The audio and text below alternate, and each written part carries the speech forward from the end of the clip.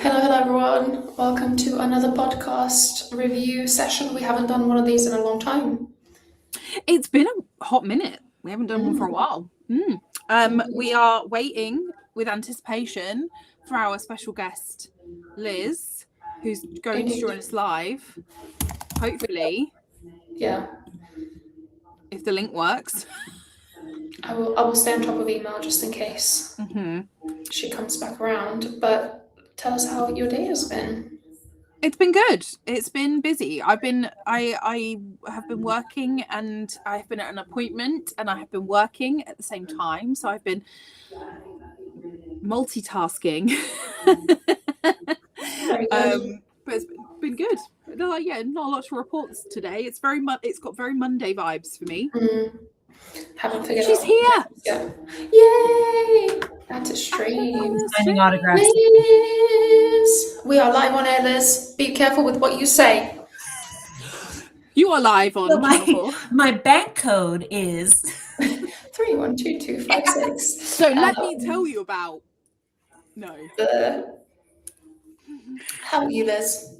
I'm good. How are you guys? Thank you so much for the episode. It's amazing. Rudy, you nailed it with the sound editing. Very crisp. Oh, thank you. Thank you. I wish I could take credit for it, but it was Riverside Technology. Well, I just knew where the button was. I'll take credit for that. You know, he does know where the magic audio button is. Yeah.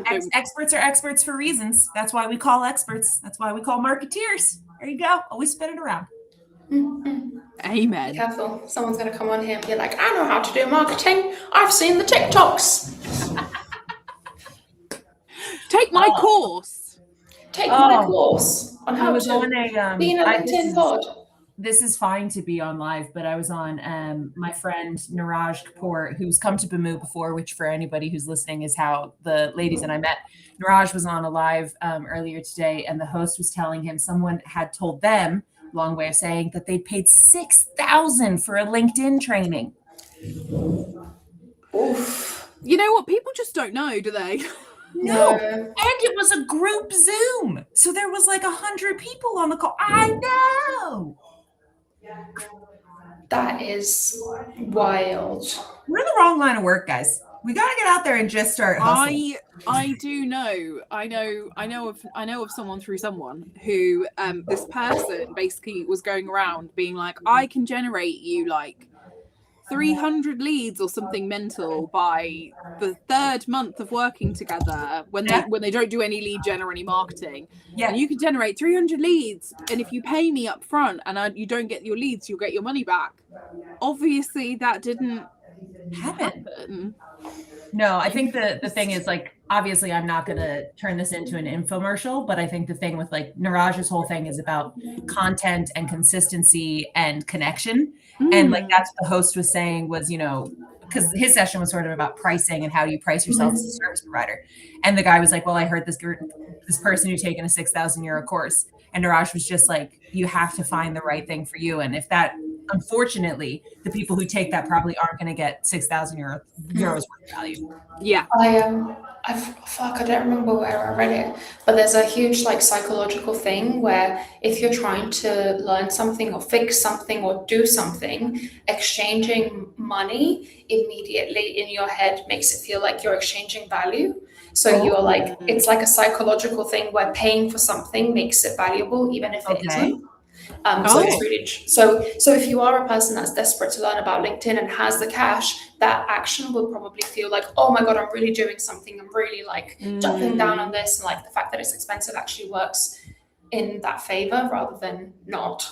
Yeah. Well, one of the things Niraj said as well that I thought was interesting was he was just talking about how like really wealthy business people aren't hiring off of LinkedIn ads. Like they're asking for community referrals. They're asking for one-to-ones. Like so I think it's important kind of to think about the perspective of just sort of what people are posting and the realities of it. Yeah, it's like what's it actually gonna do for you, and also it's like I feel like at this point, like putting all your eggs in one basket, and that basket being LinkedIn is pretty dangerous. You have to diversify for sure. Yeah. I know it's hard. Oh, Ruta, what have you done to I'm us? sorry. Oh, I'm here. Just move it. Oh, there we go. hello. Hello. We can do a money, full money, everyone. money. You know, it's all there. Hilariously. So you're so right. It's a weird world, isn't It is. So are we doing co-working? Are we doing Bants? Are we doing a mix of the two? What are we doing? Tell me, my ladies. I'll literally will follow you anywhere. it? We want to talk about your episode. Okay. I want to talk about your episode, and then Ruta is going to go to a work call, which It's is really lame. But it's up to her. It's not up to her. She has to go to the work call, because one of us does, and I said I don't want to. Not that I should say that live. This is why I want a buddy. Like, this is why being a You need solopreneur one. is so shitty sometimes. Yes. I'm like, there are times where I'm like, and then you just go on the call, and then I would Yep. love to be able to be like, no. You know what else Emma does for me? Sometimes I'll message her and be like, do we have to go to this call? Or like, I'm just not feeling very well. And Emma's like, I'll empty your diary. And I'm like, It's amazing. Ruta, you went on holiday. She went on holiday with her mum, and she was like, "Oh, I can still record podcast episodes. I can still have calls." And I was like, "No." Oh, look at you protecting each other's space. I love that though. I am going off to the spa Thursday and Friday. A spa, so Ruta's got to deal with that on her own. So Well, it's fine. I'm like, Ruta's, sorry, I'm not taking any calls. Ruta will take the calls. there you go. But also, actually, in this case, just to say, I'm not just shirking all responsibility. I actually think you are the best person to take this call because of the content of the call. I am not. The in-depth knowledge that is required for this call is not something that I have. I'm not a skincare retail girly. Whereas my homie up here, she knows her shit, so she's fine. Can't say about retail, but can say about skincare. Are you Definitely talking can talk about retail. Without kind of going too much into detail? Obviously, this is being live broadcast, but is it a B2B call or a B2C call that you're having? B2C. B2B. It's a B2B for us, but B2C for the business. B2C for them. Yeah. That's the game I play in, ladies. That's the game I play in. That's what we're involved in now. We're like in a B2B, B2C situation. We like it. Yeah, we like it. Indeed. It's good, and you're well situated for it because you have so much experience in B2B being community and connection and service based. And that's what's really the cornerstone of B2C now, is that it's just kind of like everybody is selling something. How are you connecting? So it's much easier, I think. Easier isn't the word. You have more duality if you go from B2B into B2C than trying to go B2C into B2B. Yeah. Interesting. Great insight. Thank you. Thank you, Liz. You validated us. Yeah, we love it. Before we dig into discussing your episode, which I would love to do, even though I think, Liz, you were there for some of the live edit as well. So that was trippy. Yeah. Weird. It was great. I loved it. I was sitting here and I was hearing myself sitting here. It was a very trippy experience. Get used to it, babe. You're on the internet. I'm setting a vibe. We're doing a candle. Oh, yes. Oh, yeah. Very good. Good vibes candle. So let's do the normal podcast, not podcast, live stream thing. If you're listening, tell us what platform you're listening on, what you were up to today. Have you listened to Liz's episode? Any of the above answers will be great for us. Thank you. I can see we've got a few people on LinkedIn, a few people on YouTube. So shall I go and have a look on TikTok? Yeah, go have a look on TikTok. See if Lit Agent Fran is with us. I know she's busy. I know she's busy because Lit Agent Fran and I are going to the spa. So, so she's trying to cram work. She's trying to do her work, like me, frantically to go and enjoy the spa. Later on this week. That's the best way to do it, though. That's the way to do it. You're not an entrepreneur if you're not on the massage table saying to yourself, "Stop thinking. Stop thinking. Shut up." And then you're paying for this. You're paying for this. Relax. Enjoy it. I did realize the other day that it's been over a year since I've had a week off. And I was like, I mean, I'm not having a week off. I'm having a day and a half off. But I was like, that's a month in entrepreneurship. That'll do. So you can hate me all you want for being bougie, but I don't get to take a week off. You're good. I'm a fan.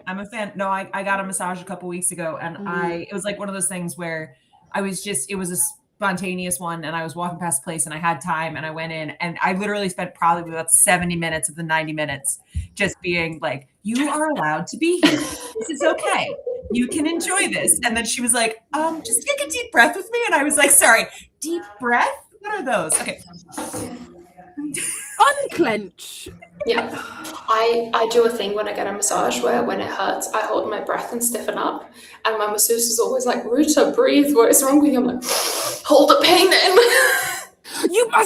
You mustn't show it. You mustn't crack. Because I had my masseuse was Latvian and she was incredible. Like she knew how to get me. Yeah. She knew how to put the elbow in and make me squirm. So I'd just be like tense up and she's like, breathe, I promise it'll be better. And I'm like, I don't believe you. Okay. I need help.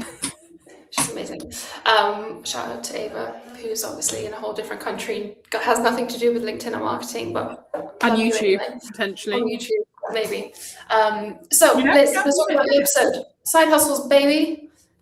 We spoke to Liz about her side hustle, flea market love letters, and how basically it's kept her alive, kept her well, kept her busy. And is it 3,000 pieces of people's posts in your home now? Back there, yeah. Oh my God. When you move house, do you have to consider where you're going to put the post? I do. I'll actually take you on a live tour while we're here. Why not? Oh, Yeah. yes. Also, you must be like, I'm not moving because I'm not moving all of this post. We just did. We just moved in. We moved in November. Oh my God. This is flea market 2.0. Wow. And yeah, there's probably about 2,500 pieces of mail in there. How are you categorizing? Years? So thank you for asking that question because there's a system. Good. Of course there is. L is for letter. Number is for obviously number. And then if it's more than one binder, it goes like L9A, L9B, L9C. And then they go into, I'll put that away later. They go into. Don't ruin your system. No, it's just that there's thousands of pieces of mail squeezed very tightly into a shelf. They go into a spreadsheet then, and the spreadsheet I keep updated. That tells me, like, basically I catalog what decade the letters are from, how many letters there are. If they've been shared, I try and link to the URL from the website so that I have it all in one place. But yeah, that's all back there. 3,000. Wowzers. Very good. This is the other thing. I was going to say, this is the other thing about side hustles that people don't realize. And I know we talked about this a little bit, but you do need some space for your side hustle. We moved in November and I was in a box room before. And this is like a much more comfortably sized guest room. And we measured the other day to put a day bed in here because we're adults, people come and visit. We love that. And my husband was finally like, we need to get a second bed. We have one guest room. He was like, we need a second bed. We measured in here and he was like, we'll have to move the shelf. And I was like, that's a non-negotiable. That's not moving. Yeah, I was like, Mama has like goldfish. Mama has grown into her tank. Yes. Mama has settled. She will not be resettling. We are going with it's actually funny, we're going with the same couch we had in our first apartment, which is just like this day bed thing that rolls out. Because to me it's still like we have the space, but also we did the measurements and oh my God, even like the smallest day bed was gonna be huge. So anyway. All good. Yes. Emma, you've listened to the episode. You were not here for the live edit, which is totally fine because that would have been really weird. We'll try to do it because I think it's fun that we get to react live as it's happening. Because I know I was like giggling along to the episode as I was editing it. There was one point where Richard was like, "I think Liz's volume may be because she's American," and I was like, I was like, Liz is being American. That's fine. Let's turn her down a bit. She was like, let's bring her down and bring Emma up. And I was like, this is the revelation that Ruta had the other day when she realized that we, at the end of doing a live stream, that she thought she was emoting and she wasn't. And it's like, all of a sudden the idea that like, we don't realize our volume. Yeah. Like, we know we're loud. Yeah. But like when you edit, you really, because I tried to close my eyes and make sure everyone's quite even so that if you're listening just in audio, like it's not like, you know, yeah. and you get very cognizant of everyone's volumes. But yeah, I think I was talking about your episode coming out, and this is, I think, how I delivered it. In my head, it wasn't like there was like, oh, and there's this great speaker, Liz, go watch her episode, awesome, amazing.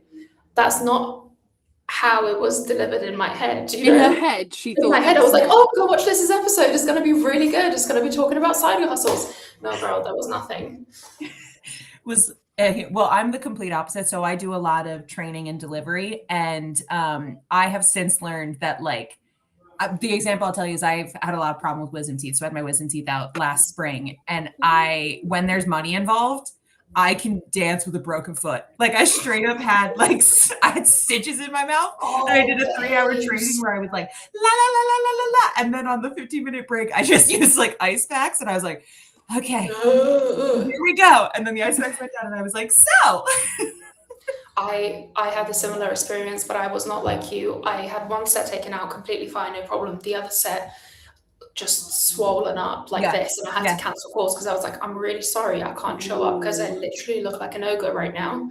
Like my face is like, but good on you, babe. That's some serious. Well done. But on side hustles, right? So the first time I had that surgery done, I was working in my 9-to-5, and I think I had like one day off, which was legit because it was supposed to not be the big of a deal. But apparently I'm a huge baby. And I was like, I think I probably had it on like a Wednesday, and I ended up wanting to take the Thursday and the Friday off to like sleep the whole weekend or whatever it was. And it was so different working for myself the second time, because I literally was just like, there's basically been a death in the office. It's my it's me. Yeah, I'll be back in whenever I feel like it. Bye. It definitely goes both ways though, doesn't it, on the side hustle front? Like, I know we sort of talked about a bit of freelancing consultancy stuff as well, but like, and I know I was saying at the top of this, like, you don't get to take the time off, but like if you're side hustling, it's the same thing, right? Because you can't, if you start something and like people are relying on deliveries and stuff, like you can't just not send them. Oh, 100%. Like you've got to carry on. You have to carry on. Exactly. Like it's not for the weak of heart or the faint of heart. But I think I was writing a post to kind of share the day that we recorded here. And the way it came out sounded nice to me at the moment, because I could kind of summarize it, which is the idea of being like, it really is, for someone who's into marketing, a side hustle is a space where you can practice. And that is like a release valve for the rest of your profession. Yeah. You play over here and then bring it back in. But you're not going to start a side hustle unless you're like pretty much type A, over productive, and probably an anxiety person. Really anxious. Yeah. Oh, is that all of us? I think it might be. Small personality definition there. Just if you like us have high functioning anxiety, even side hustle, baby. Even when medicated, can we recommend a side hustle? You know how everyone's like, you should really slow down and spend more time on analog hobbies, and you're like, or I could code this thing. Or, like me and Ruta, you can start another business. Relentlessly. How many are we on now? I don't even know. I don't know, babe. I've stopped counting. That's not the point. No, so I know that we're here to talk about side hustles, but I've actually never asked you guys this question. How did you get started on the podcast? How did you meet as friends and come into this and all the I can't believe we've not spoken about that. I haven't asked you about it. Oh, yeah. So we worked in-house together at our last. She was in love with me. She was there first. I'm gonna tell the alternative version. Okay, good. Ruta's gonna tell the like really professional, like, and we worked together and then we quit and then and I'm like, no, she loved me. We loved each other. Yeah. My favorite Emma story.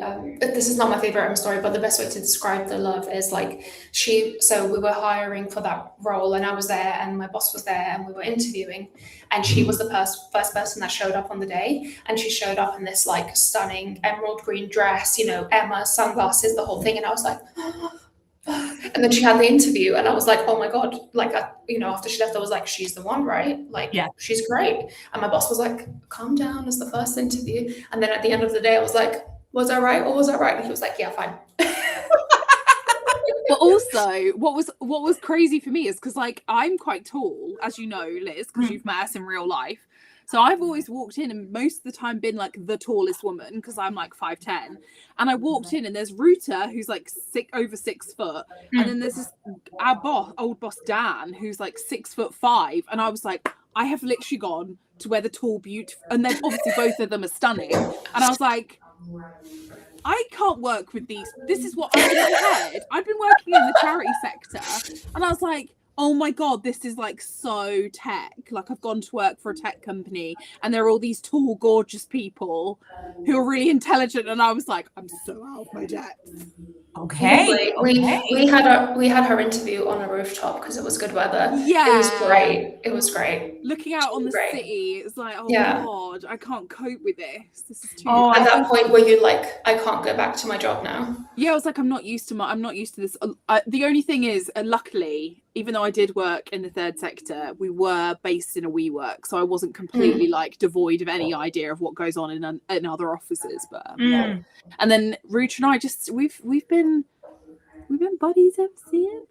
And that was like 7, 8 years ago. 8 years ago. Yeah. And then we acquired, both quit, both became consultants, and then we would basically be voice noting each other, being like, oh my God, can you believe what I've just found that somebody else did on this client? That's crazy. And then we were like, fuck it, let's just talk about it. That's how the podcast happened. We got together one day, brainstormed it, and recorded the first season, and that was that. So many nuggets there that I'm fascinated by, but I want to hear from you about the marketing confessions, because that was my favorite part. We're across like 8 different platforms. You guys are like the Doc Ock of tech managing this. I just logged into a thing, so I don't know where we are, but whoever's wherever. I met the ladies at an event called the Belfast Marketing Meetup that Trina Clark runs. It's in Belfast, and they won my heart over the first time with their bingo, which I think is now like a time-honored classic. It is, and we don't get to do it enough. We don't. No one ever out. Bingo only happens in Belfast. Bingo is so good. Only happens in Belfast. Bingo's so good. And then last year I missed the bingo, but I was there for when they brought out the confessions, where people could kind of write down the confessions. And how did you? Because I know you do a couple events. You've got one in Leeds coming up. You're doing a bunch of stuff. Are you promoting us? Do you want the job of manager? Because it's going. I am an extrovert who's very bad at talking about myself. So 99% of the time I just pivot into interview. Excuse it. It's a strength. But so I really want to know about where you came up with the marketing confessions idea from, like to do the Blackboard and if you have a favorite one that people have shared. The confessions thing kind of came out of a few things. We had a joke, which is that we were like, we were doing this big tech conference that we've never been to before in London, and we wanted to do a confessional, and we were joking about dressing up as like the Pope and nuns, and we were like, nah, I don't know, and Ruth was like, I'm a Catholic, maybe I can, and I was like, I don't know. I'm an atheist Catholic, so I was like, this is fine, that's fine, it's great. Yeah. Very much, atheist Catholic. Yeah. I was like, I definitely can't do this because I've been christened into another religion. So it's definitely a no for me. And then we were like, oh, what can we do? And because we didn't have any money to do this event, so we kind of came up with this idea that we would DIY, do a stand, and what we would do is do the blackboards around the wall so people could write their anonymous confessions, and then like in the middle we had like a campfire, didn't we? A little shit campfire with real twigs and like chairs. And so around this big tech conference where everyone's got those big flashy stands, there was Ruta, because I also couldn't go. I had to, I don't know, I wasn't there, was I?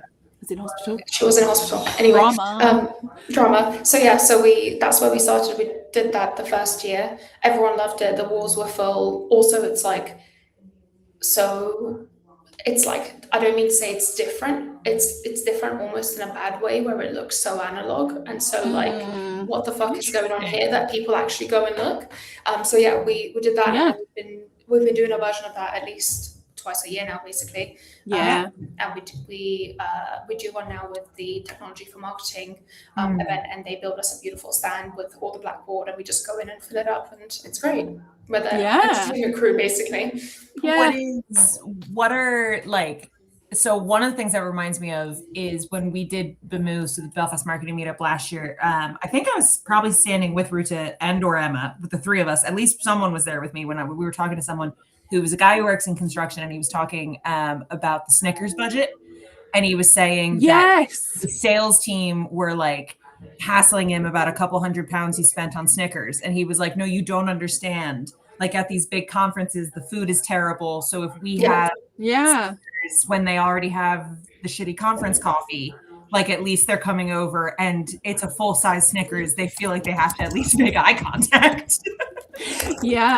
And like that's that kind of analog, that connective piece that I think we lose a lot of the when we go to digital. What I find interesting about the marketing professions thing is that basically, so we're at a marketing conference and there's all these people who've written all this shit on the wall, and you still get people coming up to us, like some generally men think it's a bit of a joke, and you're like, wow. And then you get all these other tech providers are there, and I'm like, you are looking at what could be your content strategy for the next year. This is it. You want to know what's going on for marketers? This is it. They've just told you. And people like seem to like weirdly ignore it, like it's like not happening. Like it's like the inconvenient truth, isn't it? It's like, oh, look at all this shit that everyone's got to say, and it's like, oh, we shouldn't talk about that because it's work, and we shouldn't try and like actually, I don't know, make people feel better about how hard their job is. But like people come up to us and they are having like literal breakdowns about working where they work and some of the stuff that's going on, and we have like these very deep conversations. It's not surface level, it's like it runs deep with people. And and I'm like, I think it's a bit, sometimes I leave those places and every time I'm like, oh, Ruta, I really love this, we've done a great job, but I'm also like, God, people are still dicks every time. Is there something there about the fact, and like I know you guys worked together elsewhere and now you build everything you're doing, but is there something there about like sometimes the people who are promoted to manager or in leadership are not the right people, because the wrong people look at that and they go like, oh, that's so funny. But like someone who's the right leader in the right position is going to go, wow, these are things that like I could action and I could change. But I think it comes down, and Trina does this. Trina's got this event called the Marketeers Table, and I've been to 2 of them so far out of the 4. And they've basically been marketeers around the table and around topics. And the first one that I went to was about sort of credibility as the marketing person in a conversation with the leadership.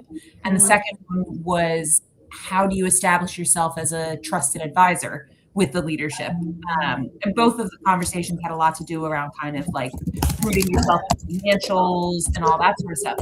When you have the conversations industry to industry, you start to realize that there are people who are in management positions that get it and work to improve it. And then there are others that are in them because they just got promoted and that's where they are. Or they worked for a company that, you know, quite often in tech, it's that they worked for a company that exited at some point. How much input that person had into that is slightly unknown. But like there's someone with a flashy CV or a flashy black book, or at least they used to have a flashy black book, and they're not necessarily the right people who were there to care about the individuals on the team, which is ultimately, if you want a high-performing team, that's what you're supposed to do, right? You're supposed to care about people.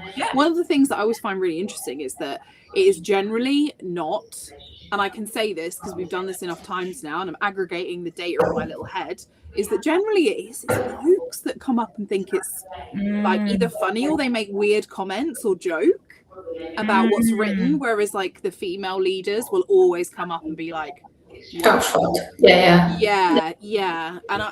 I'm like, oh, how wonderful it must be to be able to just disconnect that bit of your brain. But to give credit where credit's due, I feel like all the Gen Z guys that come up, they're like, oh shit, okay. Oh yeah. Like so our last one that we did with Technology for Marketing, we had a couch, like a little career couch. So we literally took people over to the couch when we're like, okay, we need to have a serious conversation here about work. And it's like, you know, some of the confessions are obviously like, I sent an email with the subject line that says the lay of your life, and some of them are literally like, oh, I cry in the bathroom every day at my job, you know. So like, yeah, they're all as It's valid so as each other. interesting that this is going in this conversation is going this direction, because I had a rejection last week and I had a call about it, and the super normal request, kind of, they wanted to see some previous client work that I've done, and I had like a complete crisis of self last week where I was just like, you know, when something happens and then you freeze, like for a day I was like, I couldn't get momentum back, and then I sort of got over it, got together the sample, sent it along, and then they came back to me on Friday and they were like, we're not a good fit. And I was like, I expected that basically from the beginning. This is fine. Mm-hmm. But I was explaining it to my husband, and I was like, we're not a good fit because 80% of the time I work with a client on email marketing, I'm actually doing some form of counseling. And this individual didn't want or need that from me. So this individual wanted hardcore ROI. They wanted template. They wanted all this stuff that I'm very normal and used to in email. But like what I've niched into is sort of having a call like this with someone, and someone telling me about their day or their week, and me being like, you know what, don't worry about it. We'll get an email out at the end of this month. Leave it with me. We'll get it sorted. But like, you go focus on like going to do what you need to do. Yeah. Or like, yeah, you need to focus on getting that client conversation into the next step. Like, this is why you've hired me to do this part of it. And that's why I think kind of what you're saying about, you're in these spaces, you're promoting the podcast, you're promoting the work that you do, but also, is it a gender thing that we're falling into the conversation of, you know, lend me your ear and I'll sort of help? Or is it just that we are a type of marketeer who's going, you know, it's more than numbers, it's also people. It's just interesting to think about. Guys, I need to pop off. Okay. Bye, have a good call. Enjoy your retail chat. Thank you. I'm just checking that they're all fine. Bye. Love you, bye. I don't want to end stream. I just want to get out of this call. I'm scared I'm going to end the stream. Don't end the stream. I'm just gonna X. Worst things have happened. If it goes, we'll figure ourselves out. Okay. See? It's all fine. Also, we're both admins, so I mean, she could, as long as she didn't hit the end stream button, we're fine. You want to hear about? I'll tell you about being an admin. So I am technically leaving calls, all this sort of stuff. I am a friend. I'm looking around for the book that she wrote. My friend Allison started a charity called From Me to You, which is about letters. And every spring they do a 24-hour letter writing marathon. And so it's 24 hours, and you volunteered basically host an hour.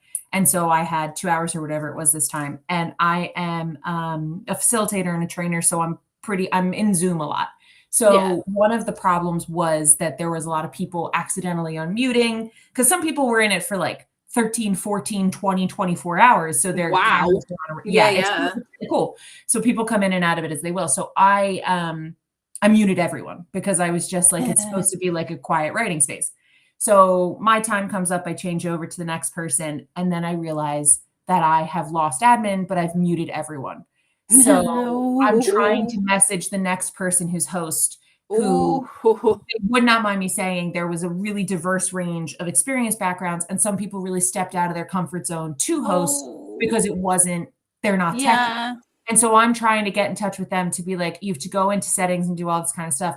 And I fully had myself like in knots because it was my friend's charity. And I was like, oh my God, I can't believe I made this decision without like doing anything.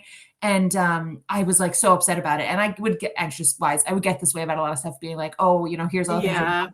Afterwards, my friend texted me and she was like, I had no idea that was a button. Thank you for changing my life. Now I know I can turn all the mics off at once. And she was like, and we know how to turn it back on. I was like, deal with it themselves. I know. Admin wise, I was sitting there and they were trying to go through everything. And I was like, I'm trying to send messages or WhatsApps and just be like, just go into settings and hit this one button. Oh, it happens, right? It's technical. One of my funniest marketing confession-y things, well, it's not really my confession, but I was doing this back because obviously I used to work in the third sector, and I was working for this big NGO, and we're talking like there's health ministers, there's like WHO people, there's UN people, there's like you know, lots of healthcare professionals on this webinar, and this lady was sharing her screen, and I don't know what she had been looking at on her laptop, but you know, when someone has got like their laptop is like infected with viruses, Mhm. and it's like popping up with adverts. The adverts were for adult services. not just adult services, but adult services for yourself. Oh. Equipment for yourself, shall we say? Aggressive digital marketing. Yes, very aggressive digital marketing. It's just popping up, and Throughout everyone. The webinar, were they presenting? Yeah. And everyone was losing their minds at me, like, get it off the screen! And I'm like, I can't do anything. I literally... where it's self-ownership. It's self-ownership at that point. I was like, okay, so my options are I kick her off and unshare her screen, or I interject. What do I do? So I was like, hi, I'm so sorry. That was a fascinating point about child mortality. However, I would recommend that maybe we just take 5 minutes. Close the tab with the dildos. Yeah, just maybe we take 5 minutes to do some admin here, just some housekeeping. Can I teach you about firewalls? Now, to be fair, I am 98% certain that I downloaded malware on my college computer because I wanted to watch Outlander. Yeah. I mean, so we've all done it. We've all downloaded and watched things online that we wanted to watch, regardless of the impact that it has on our laptops. But I do think the line is probably on your work laptop. 100%. I was like, I never had jobs.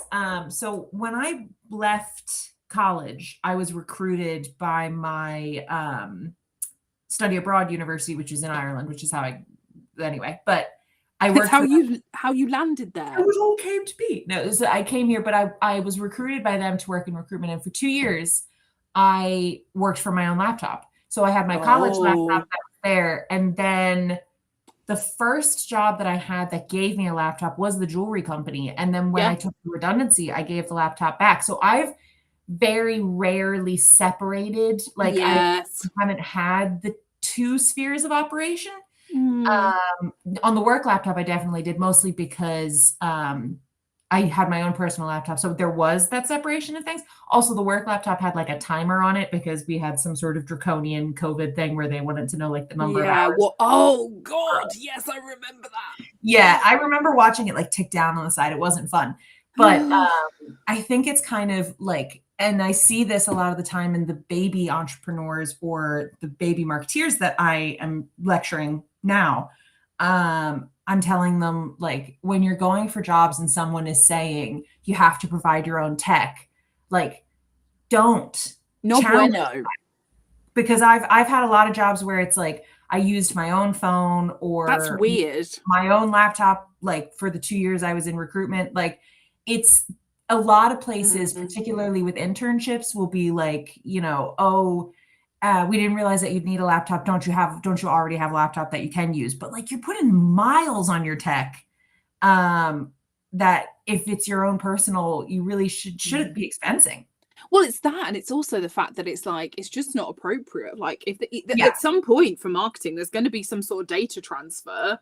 Yeah. Like, you want me to accidentally send shit that I shouldn't on my personal laptop? On a GDPR side, for sure. Yes. I mean, Great. It's not great. And I get that with small businesses in particular, I can see people saying that, but I just don't think that. I don't think tech is as it. Mind you, I know lots of freelancers, and I'm guilty of this myself, where like I use some of the subscriptions to tech that I have for clients, and I'm like, actually, you should buy the subscription, and I should then use your tech. But actually, in some cases, that doesn't happen. So I'm like, even that's not. It's a bit of a grey area, isn't it? It's not great. But it's like, it's the principle of kind of, like when I started my own business, and I say this to the baby entrepreneurs all the time, like there are going to be costings. You can't run a business without the costing of, you know, I was really anti-AI for a time, and then I needed it for work. So like I have a monthly ChatGPT. I use Canva. Me too. my email. So like I'm running up like 30 or 40 euro a month on services, but I'm using my own tech for clients that are then benefiting from those services. Yeah, absolutely. But I think if someone hired me in-house and they were like, we'll pay for the subscription, but use your own tech, I would be like, not anymore, babe.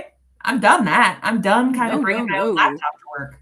I do have, I suppose, well, it's actually worked a couple of different ways for me, is that I've had clients that have given me a laptop and I've been like, oh, you really don't need to, because I don't want to use it. But also you don't need to know kind of the time that this is like a 4-hour project, but this laptop makes it feel like it's a 40-hour project. And yes, this is why I use a Mac and not a laptop, not to get into the nuts and bolts of this, but it does happen. And I think, if you're a freelancer and you're listening, this is useful advice for you. I'm like, I do have a Mac. It is mine. I do all my client work off it. That's absolutely fine. I sign everybody's GDPR policies. I will do your GDPR training should you wish. I'm very careful, but I don't really want another laptop. But I'm a gamer, so I do have work laptop. I do have work Mac and Emma Mac. Hobby Mac or Mac, because we can be compliant, really. Well, I tried, I know lots of people are like, it's difficult when you're freelancing. I know a lot of people have like their work computer. So I just got a new phone, and I don't know if you know this for anybody who's listening. People who have side hustles or who have businesses or who do anything or are in marketing in any capacity, we are constantly on our phones. And like, I just had to get a new memory chip for my phone because it's just, I don't understand the space that my phone is using up. And so my husband ordered me a new one because I don't speak all this. So he ordered me a new one. But like, it's just the case of you can't be expected to combine the weight. If you think about the weight of the file that you're working on freelance with the weight of games, like putting all of that on one device is just, we're begging for a bruising because we're making it. But also it's like, I had a client once quite a while ago that we were just doing like some quick edits on a video for them. So like the majority of it had been done. And then it was like, but it was downloading a raw file that had been filmed by a camera crew. And like, that is like a suitcase full of bricks that you're trying to bring down. The footage wouldn't even download. And the guy was like, I don't understand why you can't download it. And I was like, I've literally put now a terabyte of memory on my Mac and I still cannot download it. Please edit the Titanic down and send me a clip. I can't. James Cameron, please. I can't. Please. I know you think I need to see opening credits, sequence, and everything, but really, I just need the 3 seconds where they talk about the product. And the best part about it is that after the video, I finally got my hands on this video and edited it and put it on YouTube. And the client turned around and went, "It's a really weird filter on it." And I was like, "Yeah, it's the camera. The filter has been put on the camera. It's not me. I haven't done that."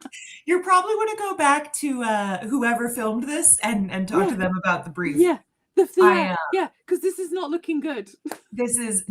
So I do a lot of, for flea market, I would do a few, whenever I decide to punish myself, that's a joke, but I would do like a few virtual nights, probably once or twice a year. And usually I build them around kind of like stories from the archive or interesting pieces I found. I mean, I've been doing it for almost 10 years.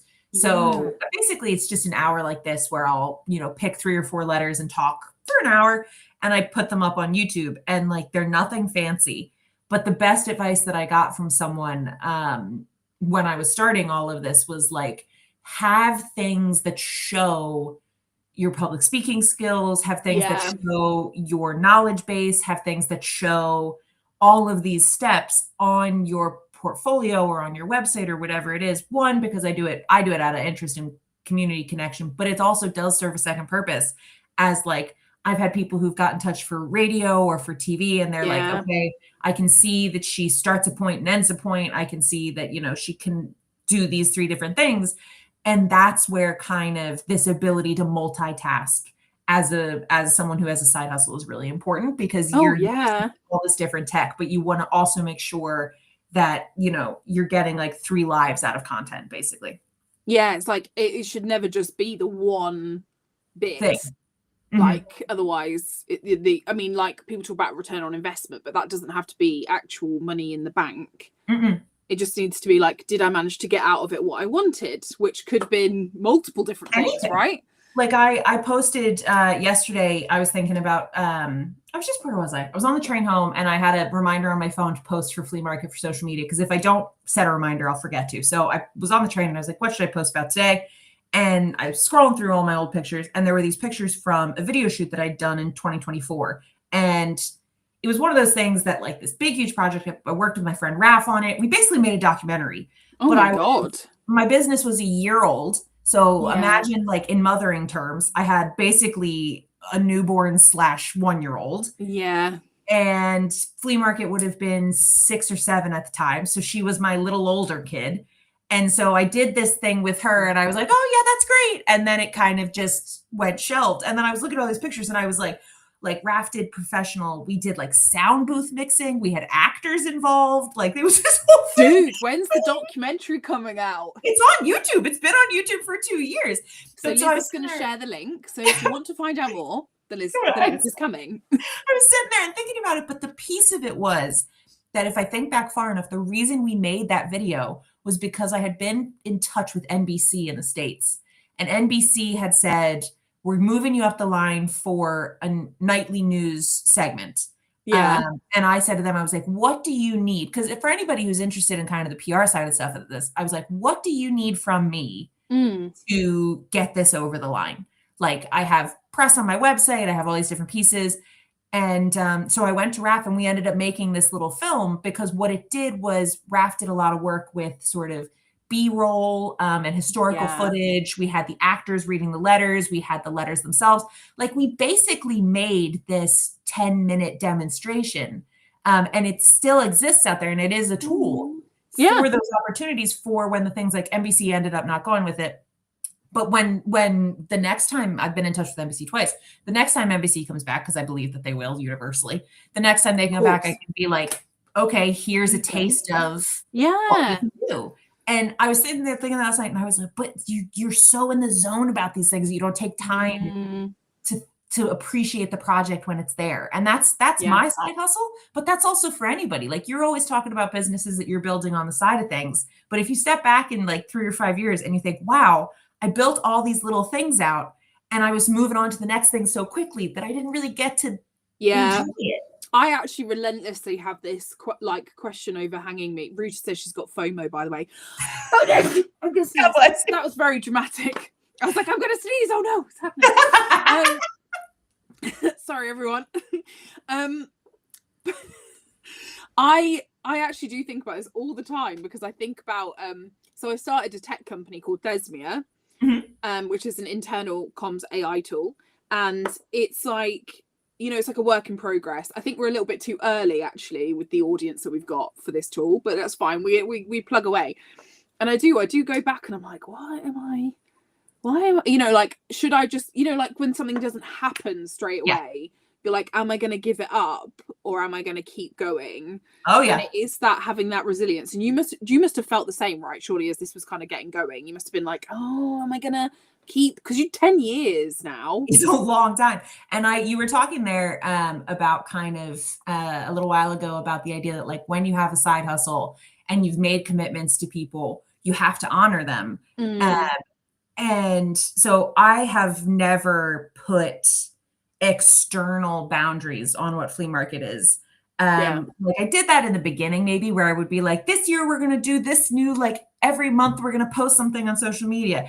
Everybody does that in January, February. They're like, and then I'm going to make an accountability statement, and then it disappears. So like, even if I review books every couple months, like, I try and make it a monthly series, but to me it's a monthly series. And then if it falls off, it's okay, or whatever it is. Yeah.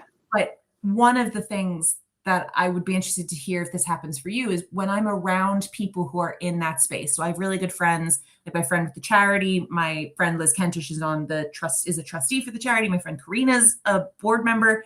Like when I'm around them, or even like on a WhatsApp chat with them, which we have, like we'll post like pictures of post boxes, or we'll post, articles that pop up because I have Google alerts set for stuff. So like when I'm having that kind of chat, that feeds my battery to go and post and create. And I think in the space that you're talking about, like you might kind of be running dry on something and then go to an event. Oh yeah. And be like, this is why I'm doing this. Yeah. Oh yeah, absolutely. Like I'm constantly like reaffirmed kind of, through external sources that the decision I've made to try and start another business on the side of already having a day job it was a good idea, because the thing is as well is that I work with a lot of HR tech. So a lot of HR tech, I hear what the clients and I hear what the customers of those clients are saying all the time. And then it's just reaffirming what I'm already doing. You're building. Then, I go to events. I try and plug myself into the HR communities, because like, I don't want to sell tech like a tech bro. Yeah. Just don't. It's not my thing. I'm like, I'd rather people liked me and liked the product and wanted to use it. And then there weren't like shit tons of Reddit forums where people are like, oh my God, I hate this thing. It's the worst thing ever. I'd rather people liked it. Otherwise, what's the point? There's nothing like that connection. Yeah, I do. And I genuinely, like, I wanted to build a business that is centered around community rather than it being about, like, and again, I wonder sometimes if I'm mad because I'm like, sorry, Liz, this is a therapy session now. You're fine. Told you, 80% of my life is counseling. It's great. Sometimes I wonder if I'm mad because I'm like, it's the same with Blame It on Marketing, actually. I'm like, Ruta and I think, could have turned this into like a real money spinner somehow along the line. Like if we'd really wanted to be like, we're going to sell our souls, we're going to advertise loads of MarTech, we're going to like ram like tech partnerships and other things down people's throats, we could have done, or like an agency or someone, we could have aligned ourselves, but like we kind of didn't really want to. Yeah. Because, and it's the same with Desmere a little bit, I kind of don't want to do it that way. Oh yeah. Because I don't really want to operate like that. Now, like a lot of people would think that's crazy because it's like, well, why wouldn't you want to make like Blame It on Marketing a job if you could? But actually, then it's not fun anymore.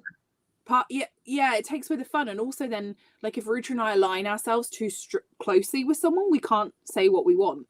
Yeah, because then you're thinking in the back of your head, you're like, oh no, I haven't mentioned KPIs yet because we have the KPI tracker sponsor this week, and I have to get KPIs in. And I have to talk about this, and it's like, well, actually, it's not natural, and it doesn't work. Whereas, like, so I feel like that's the, like, it's difficult. That's the balance you pick when you have a side hustle like these. Is that like sometimes it doesn't make money. No. Sometimes the thing is enough on its own. And you mentioned the validation, and you mentioned the sort of the space. And before we wrap up, I want to tell you a story. So I did there was a big pen pal thing in about 2020, and I was involved, and the person who organized it, whatever it was really amazing. She tried to do a bunch of different things. She tried to do like a couple different forums, experimented. It was COVID, everybody was online. And there was someone it was a guy, and he had commented on the space on the forum or something. And he had basically said that like, oh, you girls are making this stupid because like you're all about stationery and not about letter writing or whatever it was. And the person who was doing the project called me and was like inflamed and was all these sort of things about it. Yeah. And I was there and I was like, and then I thought, I was like, I think so. I went into Flea Market's email, and this guy had emailed me. And I don't even remember if he'd emailed me something inflammatory or if he'd emailed me something just passive or whatever it was. But I was like, oh yeah, he's emailed me before. And the person was like, well, what did you say to him? And I was like, oh, I didn't answer. And it was the first time that I remember being like, oh, I know why I didn't answer, because I didn't care and because my space. So it's sort of like if someone comes into your house and they're rude, you're either going to go, okay, thanks, and ask them to leave, or you're not going to invite them back. You're not going to invite them back. Yeah, exactly. Yeah. And when you're running a side hustle, that's that muscle that you get to use, because you're not in this space where you're having to keep somebody else happy, or it's you, sponsor or whatever it is. You're in the space where you can just be like, no, because it's not authentic to it. And we talk about authenticity till we're blue in the face in marketing, but that's really what's going to keep us alive. Yeah. Connection. Well, yeah, otherwise we wouldn't, like, I just don't think we would be doing it. I think that's the thing. It's like, you wouldn't be doing it if it wasn't real. Like, that's what I like about doing blame it on marketing. And I'm sure that's what you love your flea market love letters, is that it's like, this is the bit where we get to just be ourselves. It's not for everyone. It's not for everyone. I love it. And it's fine. Like, before I let you go, Liz, I do want to ask you one question, which I feel like would be really fun for us to talk about very quickly. Is if you weren't doing flea market love letters, what would your side hustle be? Oh, what would you love it to be? Anything? Probably writing. I really like writing.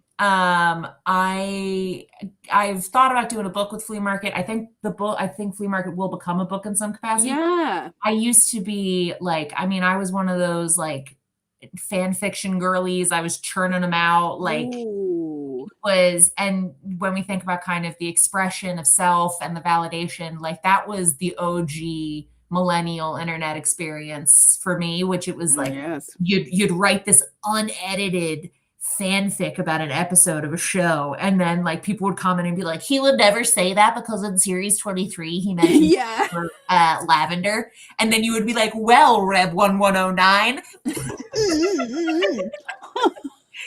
And I just remember telling my mom, I would be like, I like published a new chapter, and it was like it was just unedited fan enthusiasm for stuff. But like, I wish I would do something in writing, I think, because I wish, and like, that's what I like about marketing is I still get to bring in the storytelling, the writing, the pieces there, but I have such an appreciation for how hard it is that I like, it's very amateur of me to be like, I would just pick up writing. No, it would have to, it would take the space of flea market, basically. It would be that organ for me. You have that recognition that it would be, it's impossible. It's a real discipline. And I think I was talking to you guys about this. I'm not a finisher by any way, shape, or means. That's why flea market probably will never end, because I have no clear vision for like, and this is the last chapter. I'm just kind of like, until I die. I will do this until I die. Until the password gets forgotten, this is what's happening. Like, this is and that's really, I'm not a strategist in that sense. And I think there are people who are very good at like full picture mapping strategy.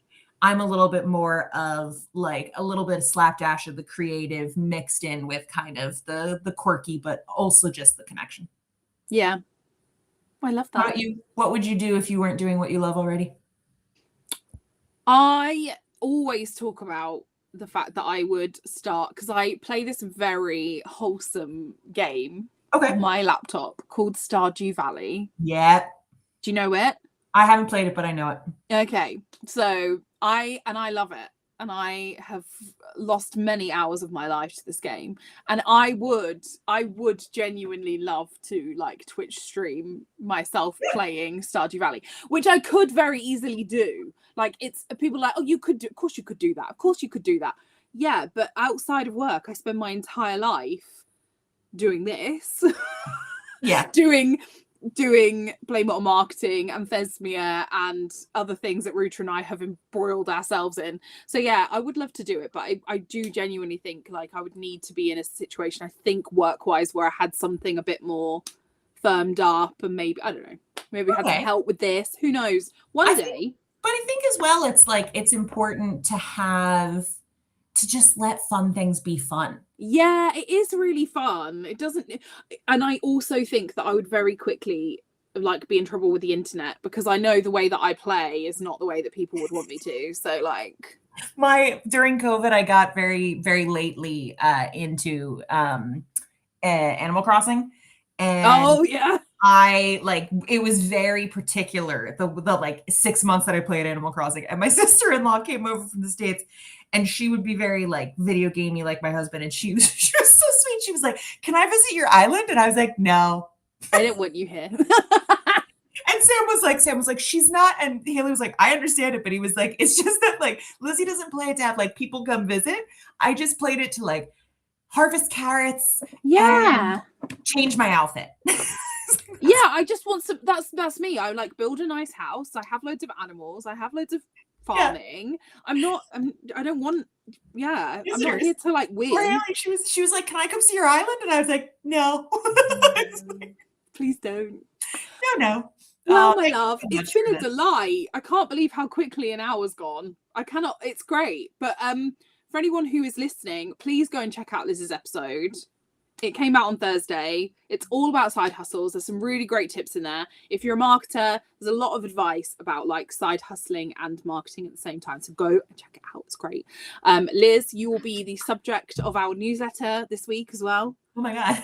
Oh my God. Let me just, I'll bring our session to an end. I love it. Ruth is gutted that she's not here. She had to go do business. She had to go do business. So I'm going to hit end, but Liz, stay here for like a second. Okay. But bye.